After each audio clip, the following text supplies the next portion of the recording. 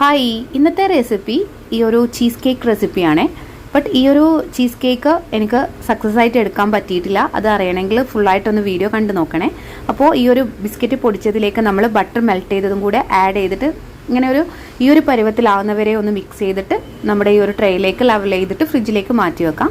ക്രീമിന് വേണ്ടിയിട്ട് 50 ഗ്രാം ബട്ടറും ഒരു 3 ടേബിൾ സ്പൂൺ പഞ്ചസാര പൊടിച്ചതും പിന്നെ ഒരു 100 ഗ്രാം ക്രീം ചീസും കൂടെ ആഡ് ചെയ്തിട്ട് ഇതിലേക്ക് കുറച്ച് വാനില എസൻസും കൂടെ ആഡ് ചെയ്യുക, ഒരു ടീസ്പൂൺ. എന്നിട്ട് സോഫ്റ്റനായിട്ട് ബീറ്റ് ചെയ്തെടുക്കുക.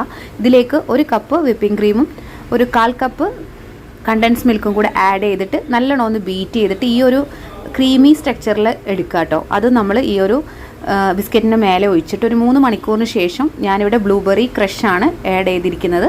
അതും കൂടെ ഒന്ന് ലെവൽ ചെയ്ത് ഒരു 3 മണിക്കൂർ കഴിഞ്ഞിട്ട് നമുക്ക് എടുക്കാം. പക്ഷേ ഈ ഒരു ട്രേ ഡാമേജ്ഡ് ആയതുകൊണ്ട് എനിക്ക് പുറത്തെടുക്കാൻ പറ്റിയിട്ടുണ്ടായിരുന്നില്ല. അപ്പോൾ ഇതാണ് ഈ ഒരു വീഡിയോയുടെ കഥ.